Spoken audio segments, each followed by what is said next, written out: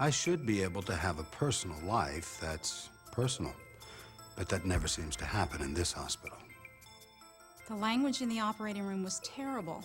I'd often go home in tears. Nobody should have to work under those conditions. My supervisor made me feel like if I didn't date him, I'd better look for another job. I had no idea she thought I was sexually harassing her. I thought it was innocent fun. Look, I'm a healthcare professional, and I deserve to be treated like one. I'm just glad this issue is finally out in the open where we can deal with it.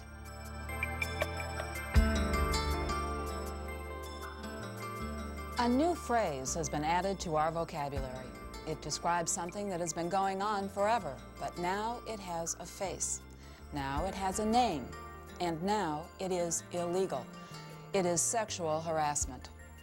Everywhere you turn, in every newspaper, on every talk show, around the lunch table, people are talking about sexual harassment. What is it exactly? How does it affect you? In this program, we will examine the nature of sexual harassment, how it affects healthcare workers, and what you can and should do about it if you are a victim. It is difficult to define sexual harassment precisely. There are many gray areas.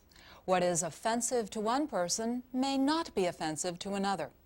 However, there are two types of behavior the law clearly defines as sexual harassment: practicing quid pro quo and creating a hostile environment. Quid pro quo is when something that should be tied to work performance, such as a raise, is tied instead to sexual favors. A hostile environment is anything that makes your workplace offensive.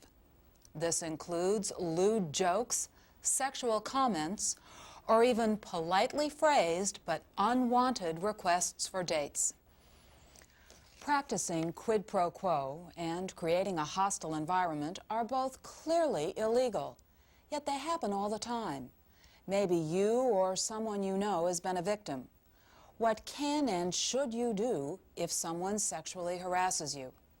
There are 4 main steps. Confront the harasser. Let them know their behavior makes you uncomfortable. Report the harassment to your supervisor or a higher authority. Document the harassment. Seek support from friends, co-workers, or professional organizations. Sexual harassment is a complicated, confusing issue, and it is a very important one. The Civil Rights Act of 1991 specifically defined sexual harassment as a form of discrimination. This is the first time it has been clearly illegal. Victims of sexual harassment are now entitled to a jury trial and can be awarded monetary damages, all of which means that employers have to get serious about sexual harassment in the workplace.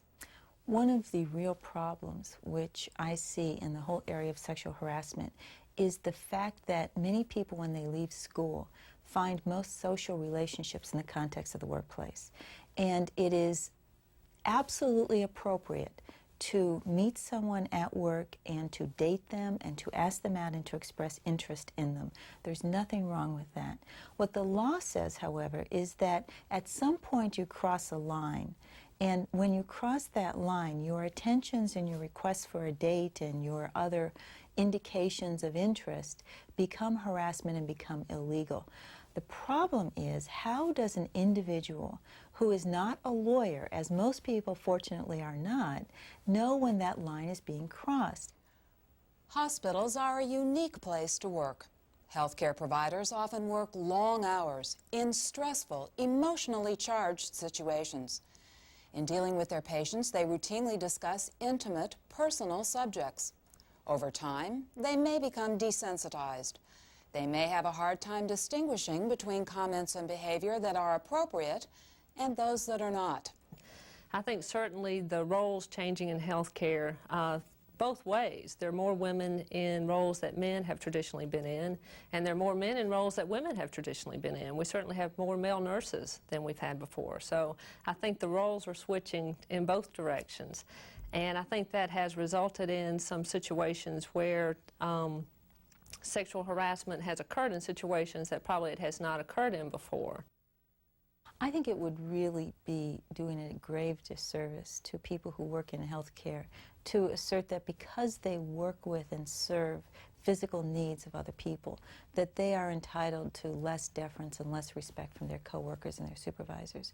Just because a nurse has changed somebody's bedpan or given them a bath does not mean that the doctor who comes by and sees her do that has any right to say to her, gee, why don't you give me one of those, or I'd like you to give me a bath, or why don't I do that to you later on. Those kinds of comments are, I think, particularly inappropriate in light of the personal level of services that nurses and other individuals who work in healthcare have to perform on a regular basis. In addition, it's not always easy to define sexual harassment. A lot has to do with personal reactions. What is offensive to one person may not be offensive to another. However, the law provides some specific guidelines. The Equal Employment Opportunity Commission has defined sexual harassment as any unwelcome sexual advances, requests for sexual favors, or other verbal or physical conduct of a sexual nature. That's the legal definition, but how does it translate into everyday situations in the hospital workplace? There have been rare cases reported where a healthcare worker has been charged with sexually harassing a patient, and cases where a patient is accused of sexually harassing a healthcare worker. But sexual harassment is most likely to occur when one person has the power to affect the other person's job security, advancement, wages, or job assignments. And if they try to use that power to gain sexual favors, it is considered quid pro quo. It is a form of sexual harassment. Let's look at the relationship between Karen and Walter. Karen is a dietary worker in a large metropolitan hospital. Walter is her supervisor. I'm here to talk to you about my schedule. I mean, you've got me scheduled for weekends again. I can't work every single weekend. So have you changed your mind about going out with me?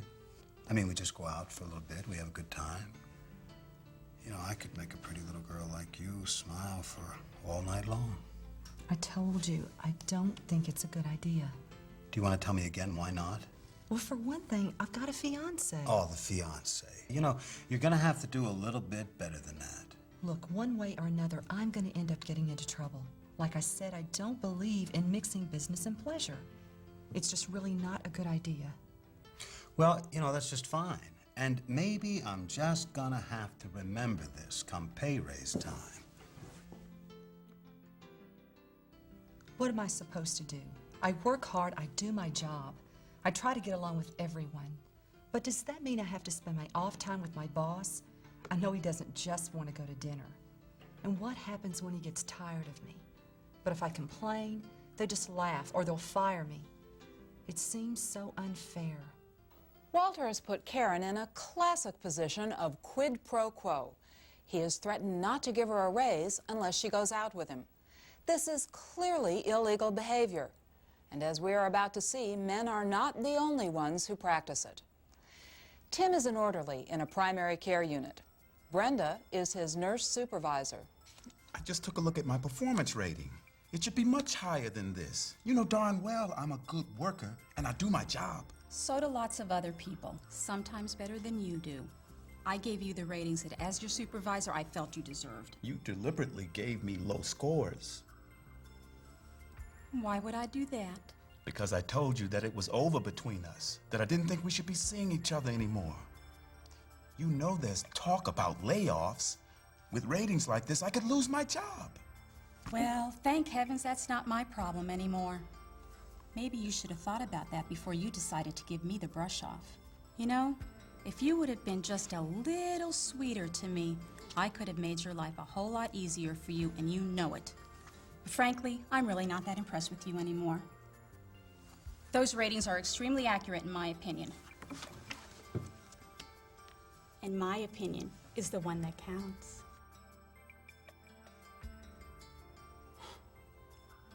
Talk about tension with the boss. Not so long ago, she used to say that I was her best worker. Guess she wasn't talking about the job. I could ask to be transferred to another department. But with performance ratings like these, I wonder if human resources would even listen. Just like Walter, Brenda is using her power to punish her employee for not behaving the way she wants him to. Whether the aggressor is male or female, quid pro quo is clearly against the law. And remember, the harasser doesn't have to be a supervisor. Any worker in a position of power over a fellow worker can make quid pro quo sexual advances. Whatever the circumstances, that is considered sexual harassment. Take the case of Agnes, a housekeeping worker. I got the weekend shift again. For the last 4 months, Johnson's given me the night shift or the weekend shift. That's not fair, Agnes. Why did he do that? Did you make him mad? Yeah, sorta. You know, he keeps coming on to me, and every time he does, I ask him to stop. And I mean it, too. Well, maybe you should just be nicer to him. Make it easier on yourself. No way, man. Are you joking? I mean, I know what he's up to, and it makes me sick. I shouldn't have to be nice to him just to get better assignments. He's not so special. I mean, he works here just like we do. The only reason why he makes out the work assignments is because he's worked here longer than anyone else. Probably couldn't get another job. I won't be nice. Well, you're just hurting yourself. I mean, you don't have to marry the man. Just eat your lunch with him. You're not listening. I don't like him. And I don't see why I have to be punished because he's got the hots for me. I'm not putting up with it anymore. There must be something I can do. Agnes doesn't have to put up with it. The law is on her side. All of these cases are blatant quid pro quo type of sexual harassment, and they are easily seen as being illegal. Other types of sexual harassment may be more difficult to pinpoint. Remember, there doesn't have to be an implied or explicit threat to the worker's employment status. Sexual harassment exists anytime a boss or coworker creates a sexually intimidating or hostile work environment with either words or actions related to the recipient's sexuality or gender. This type of sexual harassment is known as a hostile environment. There are several types and kinds of conduct that might create a sexually hostile work environment. They include talking about sexual activities or a person's physical attributes, using crude and offensive language, vulgar gestures, demeaning or inappropriate terms like babe or broad, or making sexist jokes or remarks that put down either gender, unnecessary touching or body contact, and unwelcome flirting, or showing job favoritism to those who consent to sexual activities. Even workers of one gender ostracizing those of another gender can create a hostile work environment. Let's look at how these situations may exist in a hospital setting. Annette is a nurse in the intensive care unit of a large hospital. She thinks she has a problem. Oh, no, don't look now. Here comes Dr. Feelgood. Annette, baby, how you doing? Feeling a little tense today. Tell you what, I could make you feel good. Well, why don't you come up to my office and we'll fix everything. Every time he touches me, I want to take a bath. I mean, I don't know if he thinks all this rubbing and massaging turns me on, but he couldn't be more wrong. It disgusts me. Why don't you tell him to cut it out? I have.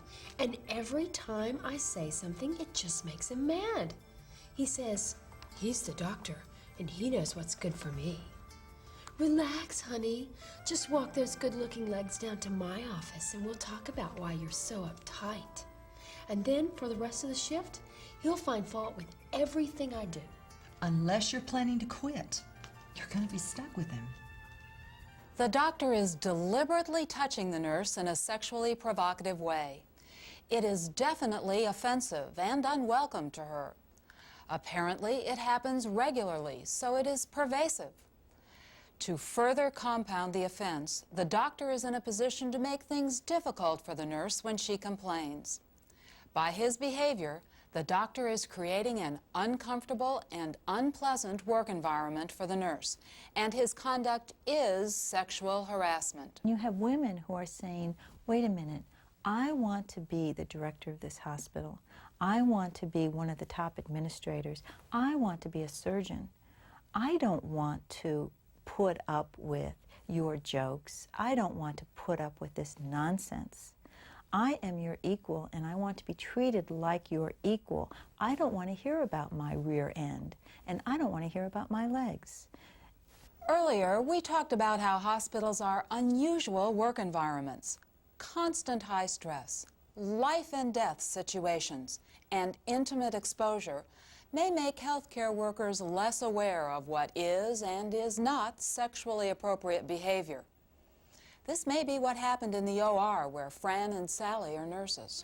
Sometimes I cannot believe what goes on in there. Did you hear them telling those terrible jokes, talking about who they want to do and who they have done? It's like working in a locker room. Did you hear them ask me who I'd slept with, specifically in this department? Like it's any of their business. Give me a break. And then they tell me that I'm a prude because I don't want to discuss it. What a bunch of jerks. I don't like it. It makes me uncomfortable. I am so busy worrying about what they'll say next, I can't concentrate on my job. You know, I finally asked Dr. Kelly last week why it is that they talk like that. He said that it diffuses tension. When I said that it creates tension for me, he just laughed. He said that that's the way it had always been, and he guessed it always would be. I had one doctor say to me one time that if a woman wanted to join his team, that he'd treat her just like he treated all the guys, and said, now what's wrong with that? And I know on the surface it does seem like a good question, but from my perspective, you really can't treat everybody just like the guys, and for that matter, there's some of the guys that aren't even liking that. Hostile environment cases are far and away the most common type of offense and the most difficult kind of sexual harassment to recognize.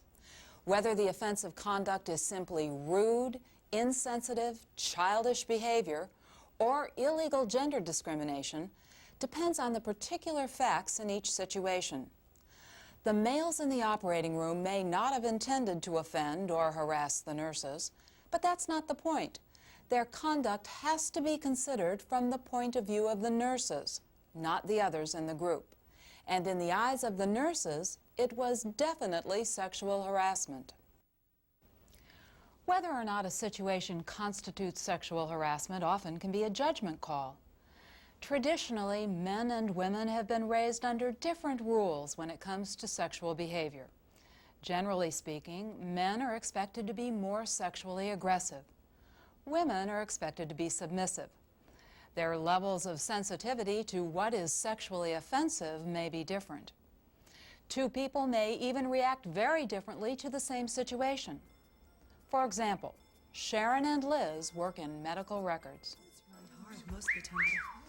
Just ignore them. I hate that. They're out here every morning when we come to work. Hey, guys do that. They don't have to do it to me. They don't have any right to make me feel cheap. It's demeaning. No, it's not. They're just guys. And it's not like they're attacking us or anything. It kind of makes me feel sexy. Besides, if you complain, they're just going to say you shouldn't wear clothes like that. You must be joking. I should have the right to wear anything I want to. Besides, the hospital considers this professional enough, and I should have the right to walk from my car to my office in peace. Well, don't I? You're blowing this way out of proportion. Don't make such a big deal out of it. Who's right, Sharon or Liz? The law agrees with Liz. The wolf whistles make her uncomfortable, and she has the right to expect them to stop. One thing that I think is important for to increase the sensitivity that men and women have to this situation is just shown in some very recent studies that have where they interviewed men in the workplace and they described behaviors where a woman might come on to a man. And the majority of men replied that they would find that very exciting and attractive. They'd like that. And they weren't seeing it in a sexual way. It was just something that was a nice addition to their day. They interviewed the same women with the same kind of question, and most of those women would have been offended. So there really is a difference in the way the sexes perceive the same overture. So it's hard, I imagine, for a man to really understand that a woman would be put off by something they would find attractive. A comment that may be okay in the eyes of a security officer may be not okay at all in the eyes of a head nurse on a critical care unit. So we need to educate our people, bottom to top, top to bottom, all across the board on what's acceptable and what's not. The days of a security guard standing outside the parking garage whistling at a nurse coming across the campus just won't work anymore. Now, let's look at what happens when a female worker joins a traditionally male group. Rob and his friends are maintenance workers. So is Susie. Whoa. Mm-hmm. Whoa, whoa, whoa, whoa, whoa, whoa, wait, look at that. Oh, look at that. Look at those. Uh-huh. Boy, I wish I could take that little girl home with me. Okay, excuse me, guys. Could you cool it, please? There is a lady present. Hey, we are looking at the scenery. Yeah, well, I don't like sitting here listening to it. You work down here with us, man. We're just trying to treat you like one of the guys. Well, I'm not one of the guys. I am one of the co-workers. There is a difference. You know, when they look at that magazine and then look at me, I don't know if they make a connection, maybe not. But I shouldn't even have to worry about that. And I shouldn't have to look at something at work that I wouldn't even allow in my own home. Men have to become more sensitive to what a woman may reasonably consider offensive. Men should ask themselves, how would they feel if the woman was their girlfriend, wife, daughter, or mother? Although sexual harassment is most typically committed by men against women, the law applies equally to the rarer cases of sexually abusive conduct by women against men. Take Harold, who is a male nurse in a suburban hospital. You know, Harold, you're a real hunk. Do you work out a lot? Yeah, I lift weights a little. Oh, yeah. I love the feel of your arms and that chest. Thanks. So where do you work out? Just at gym here. It's nothing special, Oh, really. I'd love to come watch you work out sometime. You know, help stand over you, whatever they call that. Would you let me sometime? Yeah. Okay, sometime. Okay, I'll be waiting. All right. I just go along with it. A guy's supposed to like it when a woman comes on to him, but I don't. I'm not interested in her. Harold feels pressured to conform to a normal male standard, even though that situation makes him uncomfortable. Let's look at another way that kind of behavior can occur. Dan is an intern. Hi, Doc. Hey, stud. Here you made it with the cute blonde on 4 East. How was she? Well, you know I don't kiss and tell. I'm not talking about kissing, and you know it. Young, good-looking guy like you must have the women around here falling all over him. No, really, Doc. I can't believe you. Watching you makes me wish I was single again. But the best I can do is ask, so be a buddy. Come on, talk to me. What about that redhead I saw you with in the cafeteria? Now, is she as hot as she looks? Hey, I'm really running a little bit late, okay? Look, don't get upset. This is something you should be proud of, you know? Say, what about that new radiologist? Have you seen her? Why don't you take her out and let me know if those things are real? Sure. Hey, I'll be talking to you. Sure. He does this to me all the time. Maybe it's just guy talk. I don't know. To me, my personal life ought to be my business. I just can't seem to get him to understand that. Admittedly, it's not always easy to determine precisely when a certain conduct becomes sexual harassment. The doctor in the last scene probably would be shocked to know that his conduct was unprofessional, much less illegal. But the fact that it clearly makes Dan uncomfortable means it is sexual harassment. As you can see, male workers can harass other men workers, and women workers can harass other women, and it doesn't necessarily have to involve homosexuality. It just has to make them uncomfortable. There are some specific factors that the courts have taken into consideration when trying to decide if gender or sexually oriented behavior is severe enough to create a hostile work environment. Was the conduct physical or verbal? Remember, the action does not have to be physical to be sexual harassment. It may be verbal or visual, telling lewd or dirty jokes, or showing sexually oriented pictures. Was the conduct repeated? Relatively trivial, isolated incidents generally do not constitute sexual harassment.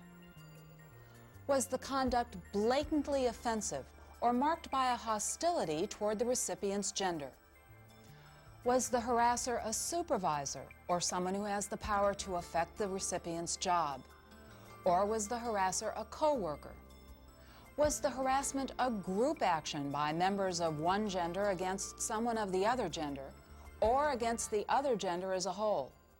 Remember, only unwelcome conduct can be considered sexual harassment.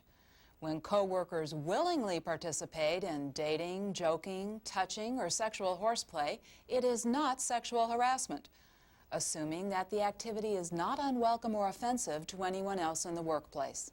I think the best way probably to define that is when it really starts to invade someone's own set of values and personal space. And again, that's going to vary from person to person.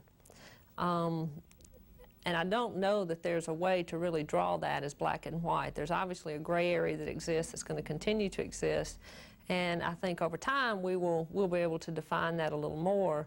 But you don't want to ever get out of the situation where you can't have some level of judgment such that everything is black or white. Since there are so many gray areas, it's best to avoid any conduct that might be considered sexually offensive. And this means that workers, particularly male workers, may have to develop a new awareness and sensitivity to what is offensive to the other gender.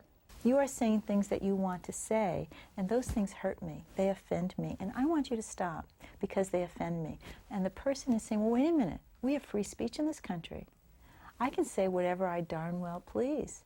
And the woman says, no, you can't. Your right to say what you please ends when you come to work and are working with me. It seems to me that one of the first things that we need to be a little more sensitive about is reading how other people are reacting to what we're doing. If somebody says, they may not say directly, stop it, that's embarrassing me, but they may cut you short in your comments or walk away as you're telling your jokes or turn red. Those are not encouragements. Sometimes people think, oh, it's fun to tease somebody till they turn red and blush, but actually that person's not feeling really good when they're blushing. And I think those are some of the ways that we can tell just for ourselves. So, what should a healthcare worker do if a supervisor or co-worker is creating a hostile work environment or exercising quid pro quo? First, confront the problem. Tell the offender promptly and clearly that his or her behavior is offensive. Many people gloss over difficult situations, hoping they'll go away. They probably won't. The offender honestly may not be aware the conduct is offensive. So, if they're not told, the offender most likely will continue. Explain how you feel. Explain that the behavior is illegal. You may want to have someone with you to witness the conversation in case the problem continues. The second step is to report the problem. In the past, victims of sexual harassment were told to report it to their immediate supervisor. But since the supervisor may be the offender, most healthcare facilities today have designated an independent person to hear complaints, usually the Director of Human Resources. The third step is to document the harassment. While it's still fresh in your mind, write down what happened, where, when it happened, and your response to the offensive conduct, if possible, word for word. Include all the details and witnesses if there were any. If you receive harassing phone calls, use a telephone answering machine to record them. Send a dated, certified return receipt letter to the offender asking that the behavior stop, and keep a copy for yourself. Thorough records are essential should you ever end up in court. Finally, you should seek support. Talk to a friend, a colleague, a relative, or a representative from a professional organization. Victims of sexual harassment often feel isolated. They also feel as though they are somehow at fault.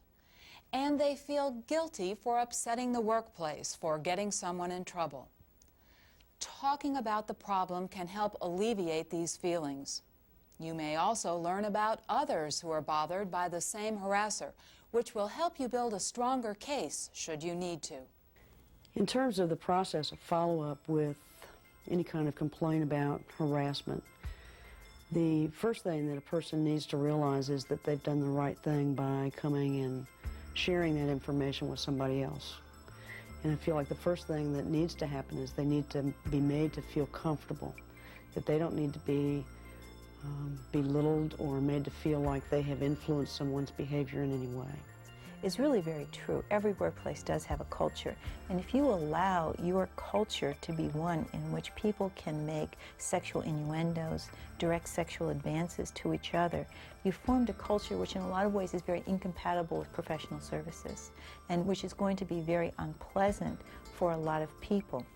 And what you find is that when people do not enjoy or feel comfortable in the culture in which they work, either they leave or they begin to try to leave, which is almost as destructive, or they are simply unhappy in their jobs and feel uncomfortable.